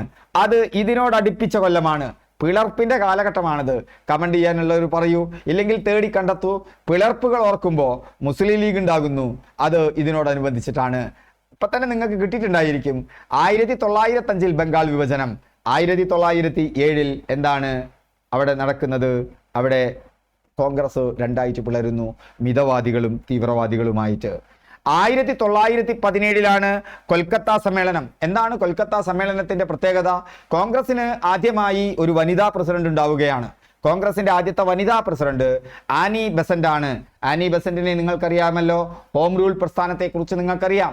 മദ്രാസിൽ അടയാർ കേന്ദ്രമാക്കി ഹോം റൂൾ പ്രസ്ഥാനം തുടരുകയും പിളർപ്പിനെ തുടർന്നുണ്ടാകുന്ന ഇന്ത്യൻ സ്വാതന്ത്ര്യ സമരത്തിലെ താൽക്കാലികമായ ഒരു സ്തംഭനത്തെ മറികടക്കുന്നത് തിലകന്റെയും ആനി ബെസന്റിന്റെയും ഹോം റൂൾ പ്രസ്ഥാനങ്ങളാണ് എന്നോർക്കണം. 1924 ബെൽഗാം സമ്മേളനം നിങ്ങൾ ഓർക്കണം. 1917 ഓർക്കുമ്പോൾ നിങ്ങൾ ആ 7 ഒരു സാരിയാക്കി വെച്ചാൽ മതി. സാരി സ്ത്രീകൾ ഇങ്ങനെ തോളത്തേക്ക് ഇടില്ലേ, എന്നിട്ട് ഇങ്ങനെയല്ലേ കടക്കുക, അത് 7 എടുത്താൽ മതി. 1917 വയസ്സാകുമ്പോഴാണ് പണ്ടൊക്കെ ഒരു സ്ത്രീ സാരി എടുക്കുക എന്നുകൂടി ആലോചിക്കുക. 1907 ആനി ബസന്റ്. അത് കഴിഞ്ഞാൽ 1924 ബെൽഗാം സമ്മേളനം. ആ ബെൽഗാം സമ്മേളനത്തിലാണ് മഹാത്മാഗാന്ധി ഇന്ത്യൻ നാഷണൽ കോൺഗ്രസിന്റെ അധ്യക്ഷരായി പ്രസിഡന്റായി തെരഞ്ഞെടുക്കപ്പെടുന്നത്. അതിന് ഗാന്ധിയുടെ അരയിൽ ഒരു ക്ലോക്ക് ഉണ്ടായിരുന്നു. ആ ക്ലോക്ക് ഓർത്ത് വെക്കുക, 24 മണിക്കൂറിന്റെ ക്ലോക്കാണ് എന്നുള്ളത്. ആ ക്ലോക്കിൽ ഇന്ന് ബെല്ലടിക്കുന്നുണ്ട് എന്നോർക്കുക. ബെൽഗാം സമ്മേളനം 1924 ഗാന്ധി എന്തായി മാറുന്നു? ഇന്ത്യൻ നാഷണൽ കോൺഗ്രസിന്റെ പ്രസിഡന്റായി മാറുന്നു. 1929 ലാഹോർ സമ്മേളനം നിരന്തരം ആവർത്തിച്ചു വരുന്നതാണ്. 1929 ലാഹോർ സമ്മേളനത്തിൽ ലാഹോർ സമ്മേളനത്തിലാണ് പൂർണ്ണ സ്വരാജ് എന്നുള്ള പ്രമേയം കോൺഗ്രസ് ആദ്യമായിട്ട് അംഗീകരിക്കുന്നത്. ആ പൂർണ്ണ സ്വരാജ് എന്നുള്ള പ്രമേയത്തിന്റെ ഭാഗമായിട്ടാണ് 1930 ജനുവരി 26 സ്വാതന്ത്ര്യ ദിനമായിട്ട് ആഘോഷിക്കാൻ തീരുമാനിക്കുന്നത്. ആ സ്വാതന്ത്ര്യ ദിനമായിട്ട് ആഘോഷിക്കാൻ തീരുമാനിച്ച ജനുവരി 26 ഓർമ്മയ്ക്കാണ് 1950 ജനുവരി 26 നമ്മുടെ റിപ്പബ്ലിക് ദിനമാവാനും ഇന്ത്യ റിപ്പബ്ലിക് ആകാനും തീരുമാനിക്കുന്നത്. 1929 ലാഹോർ കോൺഗ്രസ് സമ്മേളനത്തിൽ തന്നെയാണ് 1930 നമ്മൾ ഗാന്ധിയുടെ നേതൃത്വത്തിൽ നിയമലംഘന പ്രസ്ഥാനം നടത്താൻ തീരുമാനിക്കുന്നത്. 1907 സൂറത്ത് സമ്മേളനം മറക്കണ്ട. മറ്റൊരു പ്രധാനപ്പെട്ട കാര്യമാണ്, ഇന്ത്യയുടെ ആദ്യത്തെ കോൺഗ്രസിന്റെ ആദ്യത്തെ മുസ്ലിം പ്രസിഡന്റ് ബദറുദ്ദീൻ തയ്യബ്ജി ആണ്. WC ബാനർജി ആണ്, രണ്ടും മാറിപ്പോകും. WC ബാനർജി ആണ് ഇന്ത്യയുടെ ആദ്യത്തെ എന്തെന്ന് പറയുന്നത് ഇന്ത്യൻ നാഷണൽ കോൺഗ്രസിന്റെ ആദ്യത്തെ പ്രസിഡന്റ്. സെക്രട്ടറി എന്താണ്? ഹ്യൂമാണ്, എവോ ഹ്യൂമാണ്. എന്താ? കോൺഗ്രസിന്റെ സ്ഥാപകൻ എന്നറിയപ്പെടുന്ന ആളുകൂടിയാണ് എവോ ഹ്യൂം. എന്നാൽ മുസ്ലിം പ്രസിഡന്റ് എന്ന് പറയുന്നത് ബദറുദ്ദീൻ തൊയ്യാബ്ജിയാണ്. അത് നോക്കുക. ആദ്യ വിദേശി പ്രസിഡന്റ്, സെക്രട്ടറി ആയിരുന്നു എവോ ഹ്യൂം. ആദ്യ വിദേശി പ്രസിഡന്റ് ജോർജ് യൂൾ ആണ്. 2 വട്ടം ഏറ്റവും ആദ്യം പ്രസിഡന്റ് ആയത് വില്യം വെഡർബേൺ ആണ്. ബ്രിട്ടീഷ് പിന്തുണയുടെ സൂചനയായിരുന്നു. ഇതൊക്കെ ഓർക്കുക. സി ശങ്കരൻ നായർ കോൺഗ്രസിന്റെ പ്രസിഡന്റ് ആകുന്നത് 1897 അമരാവതി സമ്മേളനത്തിലാണ്. സി ശങ്കരൻ നായർ.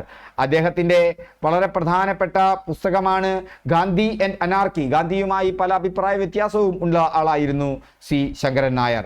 കേരളത്തിൽ നിന്നുള്ള ഏക കോൺഗ്രസ് പ്രസിഡന്റാണ്. 1897 അമരാവതി സമ്മേളനത്തിലാണ്. വിദ്യാഭ്യാസ മേഖലയിലും സാമൂഹ്യ മേഖലയിലും ഒക്കെ തന്നെ അദ്ദേഹം വളരെ സജീവമായിരുന്നു.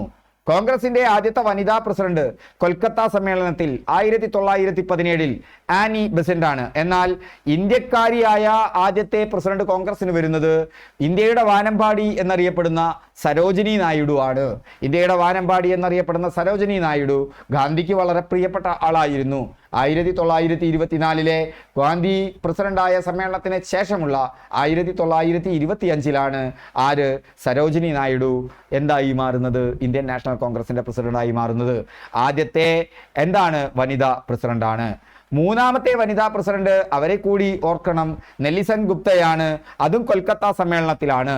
എന്നാൽ ഇവിടെ കാൺപൂർ സമ്മേളനത്തിലാണ് സരോജിനി നായിഡു. ഒന്നാമത്തെയും മൂന്നാമത്തെയും പ്രസിഡന്റുമാർ കൊൽക്കത്തയിലാണ് എന്നോർക്കുക. ആദ്യ വനിതാ പ്രസിഡന്റാണ്. ബ്രിട്ടീഷ് സാമൂഹിക പരിഷ്കർത്താവാണ്. മദ്രാസിലെ അടയാർ കേന്ദ്രീകരിച്ച് ഹോം റൂൾ പ്രസ്ഥാനത്തിന് നേതൃത്വം കൊടുത്ത ആളാണ്. ബനാറസ് ഹിന്ദു യൂണിവേഴ്സിറ്റിയുടെ സഹസ്ഥാപക കൂടിയാണ്. സരോജിനി നായിഡു ഇന്ത്യയുടെ ആദ്യത്തെ വനിതാ പ്രസിഡന്റാണ്. ഭാരതത്തിന്റെ ബുൽബുൽ എന്നറിയപ്പെടുന്നു. ഭാരതത്തിന്റെ വാനമ്പാടി എന്നറിയപ്പെടുന്നു. പ്രശസ്ത കവയത്രി ആയതുകൊണ്ടാണ് അവർക്ക് ആ പേര് കിട്ടിയിട്ടുള്ളത്. മറ്റൊരു പ്രധാനപ്പെട്ട കാര്യം, ഗാന്ധി നെഹ്റു കാലഘട്ടം. മഹാത്മാഗാന്ധി 1924 ബെൽഗാം സമ്മേളനം. ജവഹർലാൽ നെഹ്റു 1929 പൂർണ്ണ സ്വരാജ് പ്രമേയം പാസ്സാക്കുന്നു. അദ്ദേഹം ആദ്യമായിട്ട് പ്രസിഡന്റ് ആകുന്നതും 1929 നെഹ്റു 3 തവണയാണ് കോൺഗ്രസിന്റെ പ്രസിഡന്റ് ആയിരുന്നത്. യുവ നേതാവും സോഷ്യലിസ്റ്റ് ചിന്താഗതിക്കാരനുമായിരുന്നു. ഓക്കെ, അപ്പോ നമ്മൾ ഓർക്കുക ഏതെല്ലാമാണ് ഇതിൽ വന്ന ചോദ്യങ്ങൾ. കോൺഗ്രസ് പ്രസിഡന്റ് WC ബാനർജി, കോൺഗ്രസ് പ്രസിഡന്റായ ഏക മലയാളി. അതുപോലെ തന്നെ ഗാന്ധിജി കോൺഗ്രസ് പ്രസിഡന്റായ സമ്മേളനം. 1885 കോൺഗ്രസ് സ്ഥാപിക്കുന്നു. 1907 സൂറത്ത് പിളർപ്പ്. 29 ലാഹോർ സമ്മേളനം. ആദ്യ പ്രസിഡന്റ് WC ബാനർജി, ഏക മലയാളി ശങ്കരൻ നായർ. 1924 ബെൽഗാം. വനിതാ പ്രസിഡന്റുമാരെ മറക്കണ്ട. 17 ആനി ബെസന്റ്, 25 സരോജിനി നായിഡു, 33 നെല്ലിസൺ ഗുപ്ത. 33 എളുപ്പം ഇറക്കാം. പിന്നെ ജോർജ് യൂളാണ് ആദ്യ വിദേശി പ്രസിഡന്റ്. മുസ്ലിം ബദറുദ്ദീൻ തയ്യാബ്ജി. ഓക്കെ, ഇനി നമുക്ക് ISROയിലേക്ക് പോകാം. ISROയുമായി ബന്ധപ്പെട്ട് നമ്മൾ ചർച്ച ചെയ്യാൻ പോകുന്നത് ISROയുടെ ചരിത്രം. അതുകൂടാതെ 2024 ജനുവരി മുതൽ 2025 ജൂൺ വരെയുള്ള ISROയുടെ പ്രധാന നേട്ടങ്ങളുമാണ്. അപ്പോൾ താഴെ കൊടുത്തിട്ടുള്ളവയിൽ ISROയുമായി ബന്ധപ്പെട്ട ശരിയായ പ്രസ്താവന ഏതാണ് എന്നാണ് ആദ്യത്തെ ചോദ്യം. ISRO സ്ഥാപിച്ചത് 1998 അതിൻ്റെ ആസ്ഥാനം കൊൽക്കത്തയിലെ അന്തരീക്ഷ ഭവനാണ്. അത് നിങ്ങൾക്ക് എല്ലാവർക്കും അറിയാലോ അല്ലേ. 1998 എന്ന് നിങ്ങൾക്കറിയാം, അടുത്തൊന്നും അല്ല. ആദ്യത്തെ ചെയർമാൻ വിക്രം സാരാഭായി ആണ്. വിക്രം സാരാഭായി സ്പേസ് സെന്റർ തിരുവനന്തപുരത്താണ്. ഇവിടെ 3ഉം 4ഉം മാത്രമാണ് ശരി ആയിട്ടുള്ളത്. കാരണം എന്താണ്? ISRO സ്ഥാപിച്ചത് 98 കൊൽക്കത്തയിലല്ല. അന്തരീക്ഷ ഭവൻ കറക്റ്റാണ്. ബാംഗ്ലൂരിലെ അന്തരീക്ഷ ഭവനിലാണ് അത് സ്ഥാപിക്കപ്പെടുന്നത്. ISROയിലേക്ക് പോകാം. ഇന്ത്യൻ ബഹിരാകാശ പദ്ധതിയുടെ പിതാവ് എന്നറിയപ്പെടുന്ന ആളാണ് ഡോക്ടർ വിക്രം സാരാഭായി. 1962 പ്രവർത്തനം തുടങ്ങിയ Indian national committee for space റിസർച്ചിന്റെ തലവനായിരുന്നു. ISROയ്ക്ക് മുമ്പ് അതിന്റെ പേര് Indian national committee for space research. പിന്നീടാണ് അദ്ദേഹം ISROയുടെ ചെയർമാനായിട്ട് മാറുന്നത്. 1971 ഡിസംബറിലാണ് അദ്ദേഹം അന്തരിക്കുന്നത്. ISRO സ്ഥാപിതമാകുന്നത് 1969 ഓഗസ്റ്റ് 15 69 മറ്റൊരു പ്രത്യേകത കൂടിയുണ്ട്. 69 എന്താ പ്രത്യേകത? മനുഷ്യൻ ആദ്യം ചന്ദ്രനിലെത്തുന്നതും 69 ഓർത്തിരിക്കണം. 69 മനുഷ്യൻ ആദ്യമായി ചന്ദ്രനിലെത്തുന്നതും. അതേ 69 ഓഗസ്റ്റ് മാസം 15 എന്ത് സ്ഥാപിതമാകുന്നത്? ISRO സ്ഥാപിതമാകുന്നത്.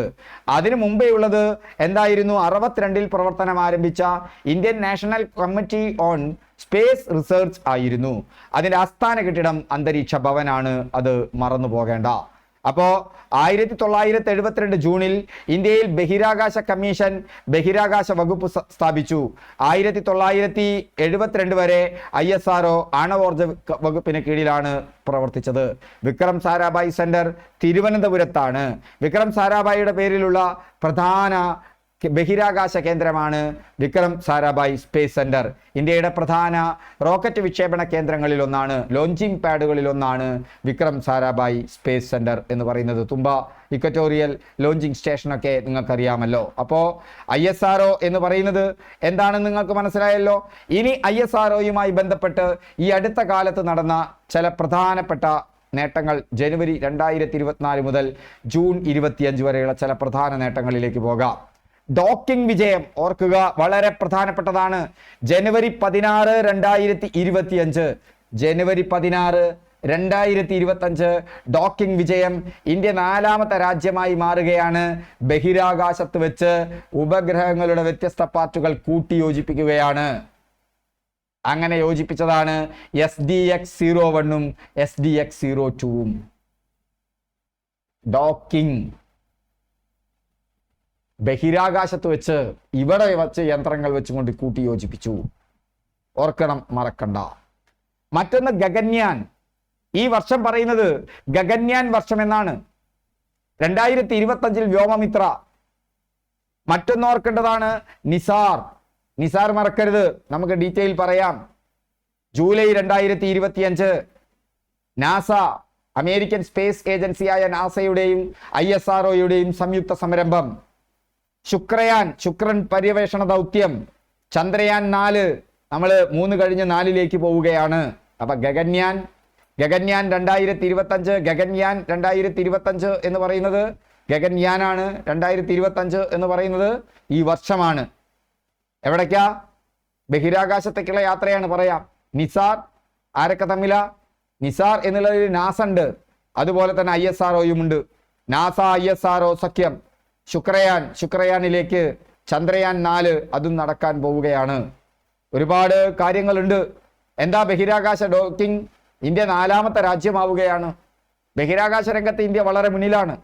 അമേരിക്ക, റഷ്യ, ചൈന എന്നിവയ്ക്ക് ശേഷം സ്വയം പ്രവർത്തന റീഡോക്കിംഗ് പരീക്ഷണം, ബഹിരാകാശത്ത് വെച്ചിട്ട് പുനർയോജിപ്പിക്കൽ 2 മാസത്തിലൊരിക്കൽ 15 ദിവസത്തെ രീതിയിൽ. അതുപോലെ തന്നെ റീയൂസബിൾ ലോഞ്ചിങ് വെഹിക്കിൾ, പുനരുപയോഗ വിക്ഷേപണ വാഹനം. സാധാരണ നമ്മുടെ PSLV ഞങ്ങൾ എന്താണ്, പോളാർ സാറ്റലൈറ്റ് ലോഞ്ചിങ് വെഹിക്കിൾ, റോക്കറ്റാ, കത്തി അമർന്നു പോകും. പക്ഷേ ഇന്ത്യ പുനരുപയോഗിക്കാൻ പറ്റാവുന്ന വാഹനം റീലോഞ്ചിങ് വെഹിക്കിൾ ഒക്കെയാണ്. പുഷ്പക് പ്രോട്ടോടൈപ്പ് പരീക്ഷണം, ആ reusing launching vehicle RLV polar satellite launching vehicle, PSLV, ഇങ്ങനെയൊക്കെ കേട്ടിട്ടില്ലേ? അതിൽ ലോഞ്ചിങ് വെഹിക്കിളിനെ കയറ്റി വിടുന്ന സാധനം അത് കത്തി അവരുകയാണ് ചെയ്യുക. ഇവിടെ റീലോഞ്ചിങ് വെഹിക്കിൾ വരികയാണ്. അതിൻ്റെയാണ് പുഷ്പക് പ്രോട്ടോടൈപ്പ്. 4.5 കിലോമീറ്ററിൽ നിന്ന് സ്വയം ലാൻഡ് ചെയ്യും. വിക്ഷേപണ ചെലവ് 80% വരെ കുറയ്ക്കാൻ കഴിയും. ക്രയോജനിക് എഞ്ചിൻ വികസനം നടത്തുന്നുണ്ട്. ക്രയോജനിക് എഞ്ചിൻ നമുക്കറിയാം, നിങ്ങൾക്കറിയാലോ. ഈ അടുത്ത കാലത്ത് ക്രയോജനിക് സാങ്കേതിക വിദ്യയുമായി ബന്ധപ്പെട്ട് ചർച്ചയായ ഒരു ശാസ്ത്രജ്ഞൻ ഉണ്ടായിരുന്നു, ചാരക്കേസിൽ പെട്ടിരുന്നു. അദ്ദേഹത്തിൻ്റെ ഒരു സിനിമ ഇറങ്ങിയിട്ടുണ്ട്, അദ്ദേഹത്തിൻ്റെ പ്രസിദ്ധമായ പുസ്തകമുണ്ട്, ഓർമ്മിച്ചിരിക്കണം. ക്രയോജനിക് സാങ്കേതിക എഞ്ചിൻ ടെസ്റ്റ് 2025 വിജയമാണ്. LVM-3 എന്നാണ് അതിൻ്റെ പേര്, മറന്നു പോകേണ്ട. അപ്പോൾ മറ്റൊരു പ്രധാനപ്പെട്ട രേഖയാണ് ഡിസംബർ 30, 2024. ഡിസംബർ 20, 2024 PSLV C60 വിക്ഷേപണം. ഏതെല്ലാമാണ് PSLV C60 പോകുന്നത്? SDX-01 STS-02 നമ്മുടെ ഡോക്കിംഗ് സിസ്റ്റം സക്സസ് ആയ ഉപഗ്രഹ വിക്ഷേപണം C60 മറക്കേണ്ട. ചരിത്രപരമായ ഡോക്കിംഗ് വിജയം ജനുവരിയിൽ ഡിസംബർ 30 ലോഞ്ച് ചെയ്തു. മാർച്ച് 15 സ്വയം പ്രവർത്തനക്ഷമമായ റീഡോക്കിംഗ്. ഭാരതീയ ബഹിരാകാശ നിലയം 2025 റെഡിയാക്കാൻ ഇത് വളരെ സൗകര്യം കിട്ടും. ചന്ദ്ര പര്യവേഷണത്തിന്റെ മാതൃകയായിട്ട് മാറും. ഗഗൻയാൻ മനുഷ്യ ബഹിരാകാശ ദൗത്യത്തിന് ഇന്ത്യ ഒരുക്കുമ്പോൾ ഇന്ത്യക്ക് ഒരു താവളമായി ആ സ്പേസ് സെന്റർ വർക്ക് ചെയ്യും, ഓർത്തിരിക്കുക. മറ്റൊരു പ്രധാനപ്പെട്ടതാണ് ജനുവരി 1, 2024. 2024 ജനുവരി 1 എന്താ? എക്സ്പോസാറ്റ് എന്ന് പറയുന്നത് എക്സ്റേ പൊളാരിമെട്രി ദൗത്യം. ഇന്ത്യ രണ്ടാമത്തെ രാജ്യമാവുകയാണ്. ഫെബ്രുവരി 17 കാലാവസ്ഥാ ഉപഗ്രഹം ഇൻസാറ്റ് 3DS ഓർത്തിരിക്കണം. ഡിസംബർ 5 എന്താണ്? യൂറോപ്യൻ സ്പേസ് ഏജൻസിയുമായി സഹകരിച്ചുകൊണ്ട് PSLV C59 Proba 3. December 30 PSLV C60 അതിൻ്റെ ഡോക്കിംഗ് പരീക്ഷണം. അങ്ങനെ ISROയുമായി ബന്ധപ്പെട്ട പ്രധാന വ്യക്തികളെ കൂടി പറയാം. ISROയുമായി ബന്ധപ്പെട്ട ഒരു കറണ്ട് അഫയേഴ്സ് ക്ലാസ് വരുന്നുണ്ട്. ഈ കാര്യങ്ങൾ നിങ്ങൾ ഓർക്കണം. നിലവിലെ ചെയർമാൻ ഡോക്ടർ V നാരായണനാണ്.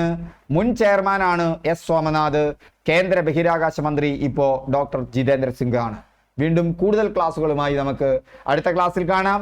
അപ്പോൾ ക്ലാസ്സുകളൊക്കെ ഇഷ്ടപ്പെട്ടാൽ കമൻറ്റ് ചെയ്യുക, ലൈക്ക് ചെയ്യുക, മറ്റുള്ളവർക്ക് ഷെയർ ചെയ്യുക. Okay, thank you all. വീണ്ടും നമുക്ക് അടുത്ത ക്ലാസ്സിൽ കാണാം.